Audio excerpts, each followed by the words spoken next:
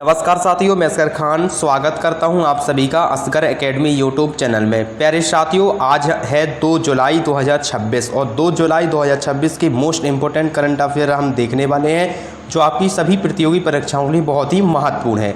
अगर आपने हमारी वीडियो अगर शेयर नहीं की है अपने दोस्तों के साथ तो शेयर जरूर कर दीजिएगा। चलिए, आज का हमारा करंट अफेयर का पहला क्वेश्चन क्या है, ध्यान दीजिएगा। पहला क्वेश्चन आज स्क्रीन में आ चुका है, ध्यान दीजिएगा।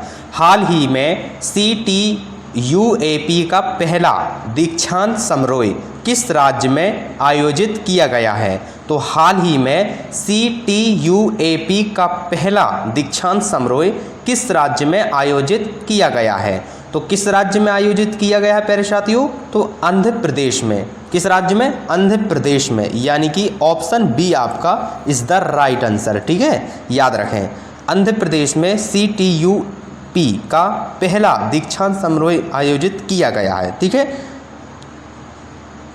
और यह संस्था जो है केंद्रीय जनजातीय विद्यालय से संबंधित है। इसमें जो भाग लिया वो किसने लिया है? हमारे देश के राष्ट्रपति द्रौपदी मुर्मू, श्री द्रौपदी मुर्मू जी ने इसमें भाग लिया है। CTUAP का पहला दीक्षांत समारोह में जनजातीय विश्वविद्यालय में जो है केंद्रीय जनजातीय विश्वविद्यालय से संबंधित है। इसमें राष्ट्रपति जी ने भाग लिया है और जो पहला दीक्षांत समारोह है आपको यहाँ पर याद रखना है, इसलिए पूछा जा सकता है। जनजातीय से संबंधित जुड़ा हुआ है, इसलिए आपकी परीक्षाओं में पूछा जा सकता है प्यारे साथियों, याद रखें। तो ऑप्शन बी आपका इज द राइट आंसर। ठीक है, ऑप्शन बी आपका राइट आंसर हो जाएगा। चलिए, नेक्स्ट क्वेश्चन क्या हमारा, ध्यान दीजिएगा। हाल ही में यूरो बैंक के सहयोग से UPI सेवा किस देश में शुरू की गई है? हाल ही में यूरो बैंक के सहयोग से UPI सेवा किस देश में शुरू की गई है? UPI जो सेवा है हाल ही में किस देश में शुरू की गई है यूरो बैंक के सहयोग से? तो ग्रीस में। किस देश में? ग्रीस में, यानी कि ऑप्शन बी आपका राइट आंसर हो जाएगा। ठीक है, तो यूरो बैंक के साथ मिलकर ग्रीस में UPI सेवा लॉन्च की गई है। UPI का संचालन NPCI यानी इंटरनेशनल पेमेंट लिमिटेड NIPL द्वारा वैश्विक स्तर पर किया जा रहा है इसका लॉन्च। ठीक है, तो यूरो बैंक के सहयोग से UPI हाल ही में ग्रीस देश में लॉन्च की गई है, आपको याद रखना है। तो ऑप्शन बी आपका यहाँ राइट आंसर हो जाएगा। ठीक है, चलिए नेक्स्ट क्वेश्चन क्या है हमारा, ध्यान दें। हाल ही में भारतीय सेना के नए सेना प्रमुख के रूप में किसे नियुक्त किया गया है? हाल ही में भारतीय सेना के नए सेना प्रमुख के रूप में किसे नियुक्त किया गया है? तो किसे नियुक्त किया गया है? जनरल धीरज सेठ जी को। किसे? जनरल धीरज सेठ जी को, यानी कि ऑप्शन बी आपका राइट आंसर हो जाएगा। ठीक है, ऑप्शन बी आपका राइट आंसर हो जाएगा।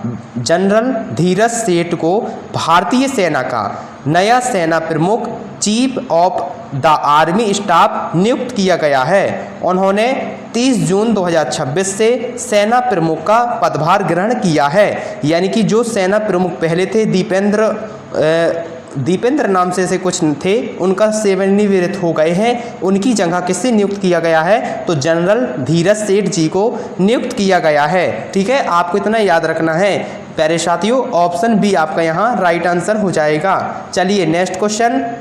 हाल ही में FCRA 2.0 पोर्टल का उद्घाटन किसने किया है? हाल ही में FCRA 2.0 पोर्टल का उद्घाटन जो है वो किसने किया है?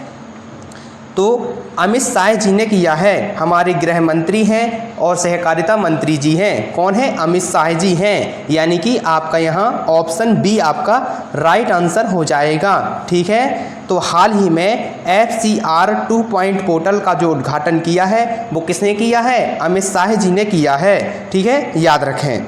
तो IFCR का जो पूर्ण रूप है वो क्या है? फॉरेजिटेशन कंट्रीब्यूशन रेगुलेशन एक्ट है। यह पोर्टल विदेशी अंशदान से संबंधित सेवाओं को अधिक पारदर्शी और डिजिटल बनाने के लिए शुरू किया गया है। ठीक है, तो आपको याद रखना है। तो ऑप्शन बी आपका राइट आंसर हो जाएगा। ठीक है प्यारे साथियों, चलिए नेक्स्ट क्वेश्चन क्या हमारा, ध्यान दें। हाल ही में लद्दाख का दौरा करने वाले पहले MSME मंत्री कौन बने हैं? हाल ही में लद्दाख का दौरा करने वाले पहले MSME मंत्री कौन बने हैं? तो कौन बने हैं भैया, आपको ध्यान देना है। कौन बन गए हैं? तो जितेंद्र राम मांझी बन गए हैं। कौन बन गए हैं? जितेंद्र राम मांझी बन गए हैं। पहले मंत्री बने हैं लद्दाख का दौरा करने वाले MSME मंत्री, ठीक है, जितेंद्र राम मांझी। तो आपका यहाँ ऑप्शन बी प्यारे साथियों राइट आंसर हो जाएगा। ठीक है प्यारे साथियों, ऑप्शन बी आपका राइट आंसर हो जाएगा। तो जीतन राम मांझी लद्दाख का दौरा करने वाले पहले केंद्रीय MSME मंत्री बने हैं। MSME का पूर्ण रूप macro small and medium enterprise यानी सूक्ष्म लघु एवं मध्य उद्यम है। यह दौरा लद्दाख में MSME क्षेत्र के विकास और स्थानीय उद्योग को बढ़ावा देने के उद्देश्य से शुरू किया गया है। ठीक है, आपको इतना याद रखना है। तो जीतन राम मांझी पहले SME मंत्री बन गए हैं और लद्दाख का दौरा करने वाले। ठीक है, तो ऑप्शन बी आपका यहाँ राइट आंसर हो जाएगा। ठीक है, चलिए नेक्स्ट क्वेश्चन क्या हमारा, ध्यान दें।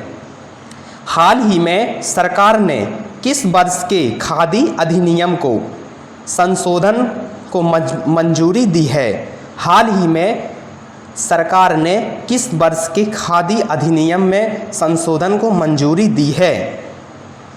तो 1956 के खादी अधिनियम संशोधन को मंजूरी दी है, यानी कि ऑप्शन सी आपका यहाँ राइट आंसर हो जाएगा। ऑप्शन सी आपका यहाँ राइट आंसर हो जाएगा। सरकार ने खादी एवं ग्रामोद्योग आयोग अधिनियम 1956 में संशोधन को मंजूरी दी है। इस संशोधन का उद्देश्य जो है खादी एवं ग्रामोद्योग क्षेत्र को अधिक प्रभावी और आधुनिक बनाना है, यानी कि नई तकनीकी में जोड़ना है। यह जो क्वेश्चन है वो SSC बैंकिंग रेलवे अन्य प्रतियोगी परीक्षाओं के लिए बहुत ही महत्वपूर्ण है, इसलिए याद रखें। तो आपका ऑप्शन सी यहाँ राइट आंसर हो जाएगा। 1956 अधिनियम संशोधन को मंजूरी दी है। ठीक है, याद रखें। तो ऑप्शन सी आपका यहाँ राइट आंसर हो जाएगा। चलिए नेक्स्ट क्वेश्चन क्या हमारा, ध्यान दें। हाल ही में ग्राम सभा भागीदारी पर राष्ट्रीय अध्ययन रिपोर्ट कहाँ जारी की गई है? हाल ही में ग्राम सभा भागीदारी पर राष्ट्रीय अध्ययन रिपोर्ट कहाँ जारी की गई है? तो प्यारे साथियों कहाँ जारी की गई है? तो नई दिल्ली में जारी की गई है। आपको याद रखना है कहाँ पर, नई दिल्ली में जारी की गई है, यानी ऑप्शन बी आपका यहाँ राइट आंसर हो जाएगा। ग्राम सभा भागीदारी पर राष्ट्रीय अध्ययन रिपोर्ट नई दिल्ली में जारी की गई है। इस रिपोर्ट का जो उद्देश्य है वो क्या है? ग्राम सभा में नागरिकों की भागीदारी और स्थानीय शासन को मजबूत करना है। तो आपका यहाँ ऑप्शन बी प्यारे साथियों राइट आंसर हो जाएगा।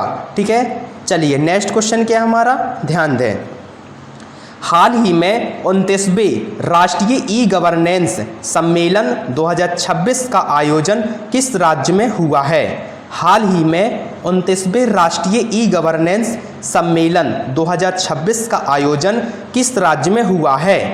तो राजस्थान में हुआ है। कहाँ पर हुआ है?